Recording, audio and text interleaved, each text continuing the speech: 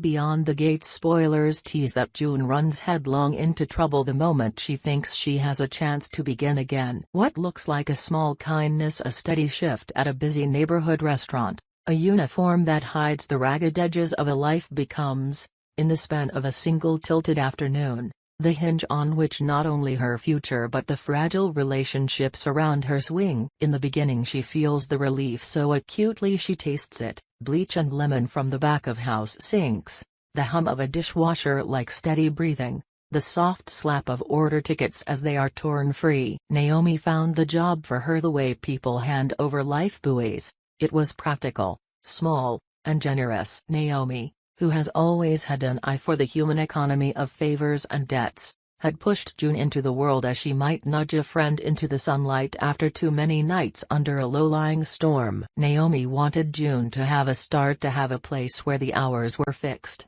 the work honest, and conversation could be limited to the safety of menus and tips. She wanted for her the kind of reinvention that is never flashy. She wanted dignity. On the night Naomi and Jacob went out, a simple dinner to celebrate June's first week, to toast the quiet miracle of ordinary survival, the restaurant was warm with the kind of lighting that softens edges. June moved through the dining room with a practiced ease that was new and old at once, new because of the way fear no longer guided every step, old because the economy of small kindnesses had taught her how to read a table before a guest could speak. Naomi's smile when she saw June approach their table was immediate and full of theatrics, the way relief sometimes is. Jacob, more reserved, simply nodded and watched June take their order with a professional tilt of her chin. Naomi leaned in and touched June's arm in the sort of congratulatory gesture that said, "You did it." There was a little flourish in her voice as she congratulated June on her new start,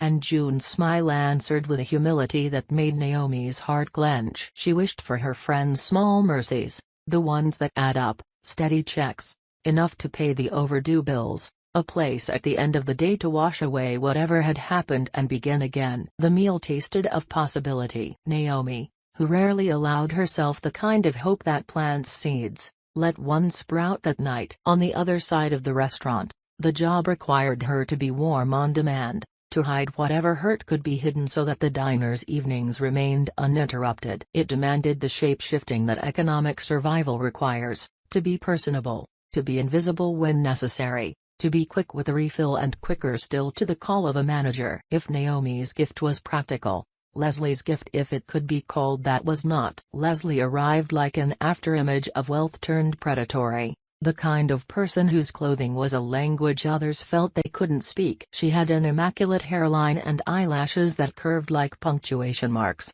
Her laughter announced her as if she had rehearsed the right register for rooms like this. There was an artistry to her false affability. She glided through the dining room and found June with a casualness that was practiced and precise. The air around her seemed calibrated to get close to people, to read them, and to find the exact pressure point to touch. Leslie spoke to June like a woman who had catalogued the vulnerabilities of half the town and could tell, offhand, which ones would pay dividends. She proposed something that evening in a voice like velvet with steel stitched through it, a small arrangement, a favor that should be simple. June hesitated, as anyone with a working moral calculus would do when handed an envelope of ambiguous intent. People who have had to sell pieces of themselves for groceries learn to weigh the cost against the hunger. Leslie left June with a small bag, something soft and minuscule, the sort of velvet or fabric poundset that seemed almost anachronistic in the back pocket of a modern life, and a look that implied reciprocity. We watched June's internal arithmetic,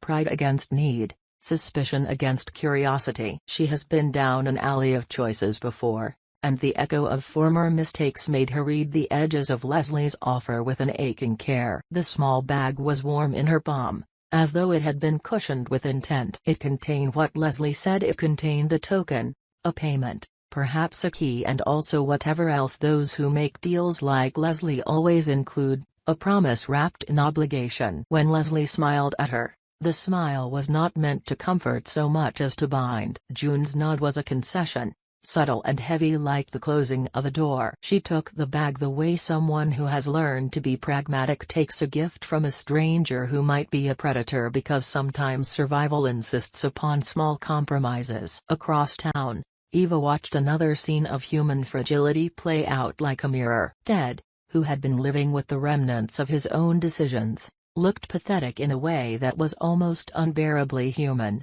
Rumpled shirt, eyes bright with a pleading that had been worn into them from repetition. He moved through arguments with the exhaustion of a man who had apologized too many times and believed he could reconcile with a new apology. Nicole listened with a stillness that was not yet judgment but weighed with it. There was the possibility of forgiveness in the room, the kind that can be given when hurt is acknowledged and amends are possible. Nicole turned over the thought of reconciliation like one turns a stone in a stream, smooth on one side, jagged on the other. She thought about what it would mean to forgive, to rebuild trust from threads frayed by infidelity or neglect, and the calculus was private and brutal. Leslie had decided, perhaps to amuse herself or to sate a darker appetite, that there would be no reconciliation. She would intervene. She had always liked to exert the kind of control that begins with small cruelties. The mechanics were clinical: a plan, an agent, a method to ensure that when Ted's body was found in a condition that invited suspicion, the photograph of his disarray would be the final argument. Nicole would need to sever the marriage. There is something cathedral-like about the way people who plan harm build their schemes. They map out steps and actors and cues, and then they sit back and watch pieces move. Leslie hired someone not monstrous by novel standards, just a hired hand who could slip a substance into a drink without fanfare. The substance promised merely sedation. The sedated man must be shaken into the posture of shame for the plan to work. When Ted slumped, when the man who had once tried to apologize and was refused was suddenly incapacitated, Leslie would be there like the chorus in a tragedy, watching, perhaps feigning concern, perhaps pressing home her advantage. There is a cruelty in the precision of such acts, and Leslie's precision had a rationale that made sense only to her. Perhaps she distrusted the sanctity of marriages in her world, or perhaps she carried resentment from her own past and exacted it by splintering other people's lives. But cruelty also carries narrative.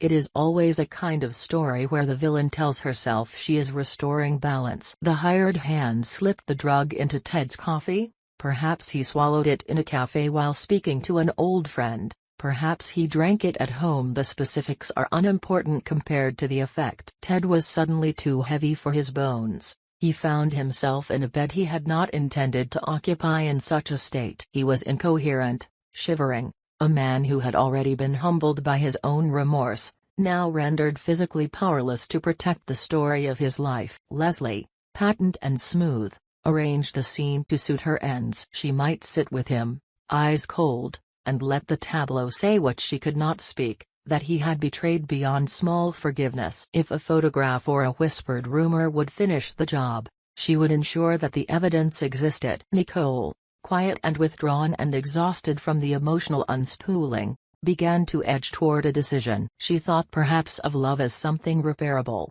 of Ted's apologies and explanations as scaffolding toward something new. She thought of the better parts of him, the ones that had not been erased by transgression. But when the world hands you a betrayal so performatively cruel, when evidence is made to look damning and final, the mind changes course. She did not yet see the seam of Leslie's plan. She saw only the man she loved turned into an image that demanded condemnation. Leslie's intervention had the blunt force of someone carefully laying a stone bridge across a river and watching others step upon it and fall. Back at the restaurant, life went on at first like a fragile continuity. Waiters wiped down counters, chefs cursed in the quiet poetry of the kitchen, glasses chimed. June put the small bag into her locker like one tucks an illicit thing into an old sweater, hidden and hot with the secret of its usefulness. She told herself she had done nothing but help a couple in distress, that the money or token had simply been gratitude from people who had been in a fight, and that she had not asked for it at first. That was the truth she told Naomi when Naomi later approached her in the alley behind the restaurant. Naomi had been walking home when she spotted June conversing with the woman whose silhouette was unmistakable. Once emotion had sharpened the edges, Leslie's profile, the practiced tilt of her chin. Naomi stilled. She had never liked the woman. Leslie, to Naomi's mind, was everything she had come to define as predatory, someone who took in, who used generosity as camouflage, who traded on people's vulnerabilities and made it seem like charity. Naomi's voice cracked the way a whip cracks. She called out to June, low with disbelief and something close to anger. June startled and turned, the small bag visible in her hand for a moment, a dark comma in the glow of the streetlight. Naomi demanded an explanation. Because friends do that, they refuse to let one another be spun into the nets of others without speaking. June, moving between embarrassment and resolve, explained haltingly. She said the couple needed help. They were in the middle of a fight and she had stepped in to calm them. She would not take money ordinarily, she said, but they insisted and gave her the small bag as a gesture of appreciation. It was not about money, she said. She had not gone to Leslie expecting a favor. The words unspooled like facts that must be true to keep the speaker from collapsing into shame. But Naomi's suspicion was not a faint thing, it was sharp as knives. When she looked at June's trembling hands, Naomi saw the arc of decisions that lead to people being used. She had seen Leslie's smile in rooms where it cut like glass. Naomi told June, with an intensity that bordered on reproach, that Leslie was a vile person. She used the word with a precision that suggested past wounds, and June felt guilty in a way that pooled behind her teeth. Naomi suggested the man Leslie had been with might have been Ted, that the hand that had given June the small bag could have been his. The suggestion hit like a stone thrown into a lake. June's immediate reaction was confusion, then a hot prickle of shame at the idea that she might be implicated in something that involved her friend's father. She tried to protest. She had only helped a couple, she repeated, and perhaps her voice betrayed that she believed it. Naomi's eyes, however, were made of a reflection she could not unsee. She told June plainly that she thought events had gone further than June had allowed herself to imagine. Perhaps a man had been manipulated. Perhaps the small bag held not only gratitude but a whisper of something larger. June felt as if she were standing under a glass bell, hearing the sound of the world outside but not touching it. Naomi's accusations, not accusations, but observations, lodged in her like a new secret. She thought of Ted, of Nicole, of Eva watching her father being diminished by his own regret, and felt the geometry of complicity. Even a small acceptance can be used to knit a larger narrative. June wanted to explain and to be believed,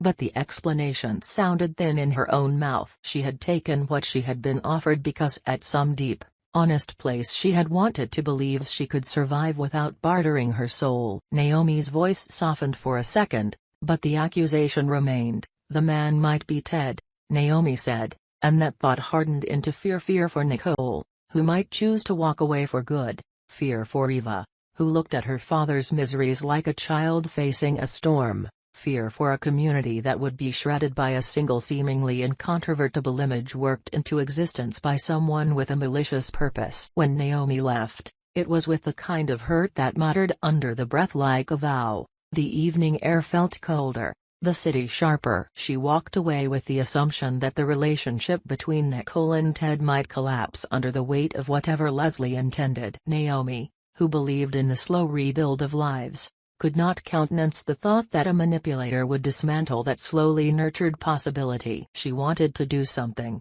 but what could she do? She had called June out in the street, words had been exchanged. In the alley the truth had been scrambled into possibility. Naomi left thinking that the heart of things might be rotten and that sometimes kindness needed not simply to be offered but defended. June remained where she had been, watching Naomi's figure retreat into the city. The small bag seemed heavier now. She could feel the weight of someone else's expectations like a bruise under clothing. Her mind rewound to the exact moment she had been asked for help, the couple on the sidewalk, their small drama that had escalated into a public display, the woman's hand on her arm like an apparatus of persuasion, the man's disordered face. Leslie had not said much, she had only watched, like a conductor of human emotion, and then somewhere between the comforting pat and the whispered thank you the bag had been placed in June's hand. June had thought then, I did a kind thing. She had not thought the bag would be catalogued in other people's narratives as a bribe,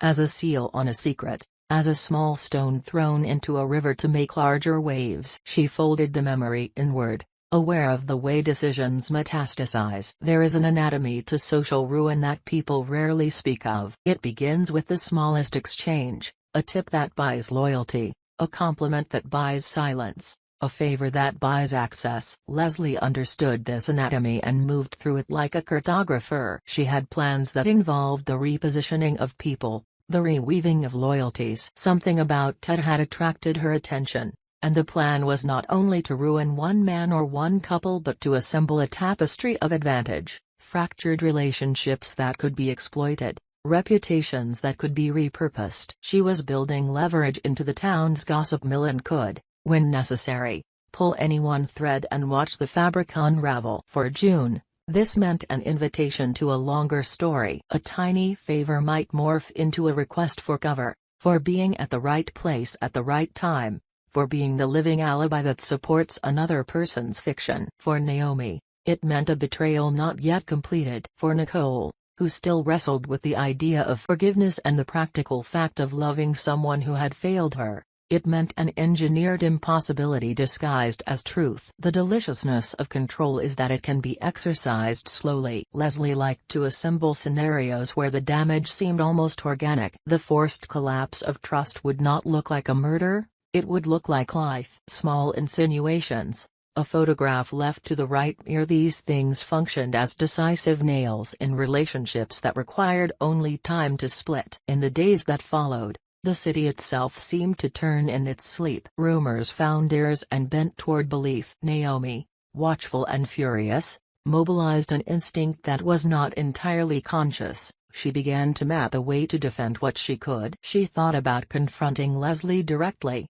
about pulling the curtain back. But in the world of social predators, a direct confrontation is rarely clean, it is messy and rarely resolves anything. Naomi did not, at least for now, know whether it would help or only accelerate the engine Leslie had already started. June, meanwhile, alternated between numbness and action. She showed up at work most days with a stiff smile. She put the small bag in her pocket and tried to forget it. She tried to remember the texture of Naomi's hand on her sleeve, the way Naomi had said be careful with a tenderness that sounded like a prayer. She tried to keep a rhythm in her life, to not allow the seed of something sinister to grow into a tree that might throw shade over people who had been good to her. Her nights were restless with worry. Had she been used as a pawn? Had she been living too close to the edge for people like Leslie to see as opportunity? There is always a part of those who survive that recognizes threats quickly, and June's reconnaissance was quiet and private. She began to look at Leslie in the street with a wariness that had nothing to do with politeness. If Leslie smiled,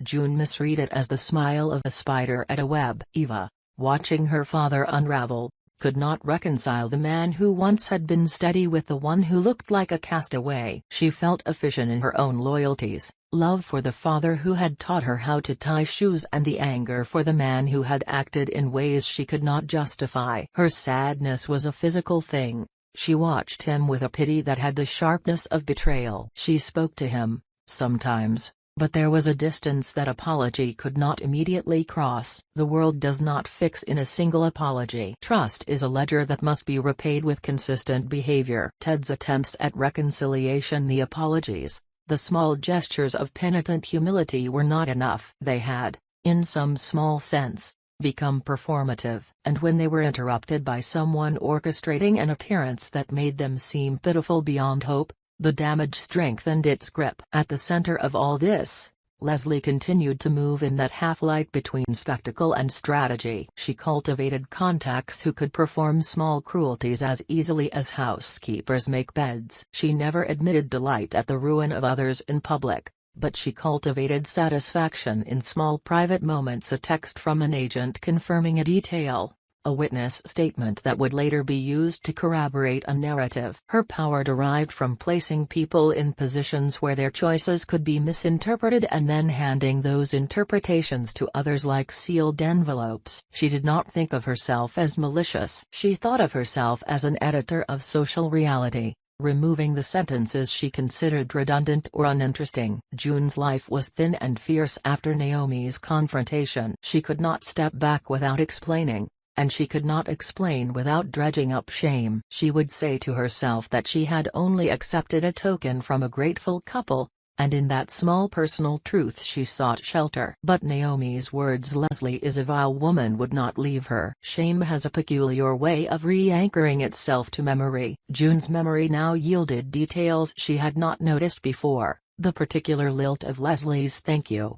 the way her eyes scanned others for leverage, the faint chemical scent that might or might not have been perfume. She knew how these things were likely to be read by people wanting to make someone a scapegoat. She knew that sometimes the world required witnesses to choose a side to protect the weak or to stand by observed convenience. On a separate evening, under lights that seemed too bright for the truth that gathered in the corners, Naomi returned to the idea of intervention. She could not simply stand by and watch the thread unravel into something permanent. She felt a civic duty that had elements of personal loyalty. To Naomi, loyalty was a muscle that strengthened when exercised. She began to plan small acts of defense, quiet conversations with Nicole, with Eva, with anyone who might listen to the entire version of events rather than a dramatic fragment. She would plant counter-narratives, she thought, like small saplings that might grow into trees of doubt about Leslie's version of reality. But Naomi also knew that those who enjoy power often preemptively cover their tracks. Leslie was careful. She had already thought about the ways plants grow in crooked gardens,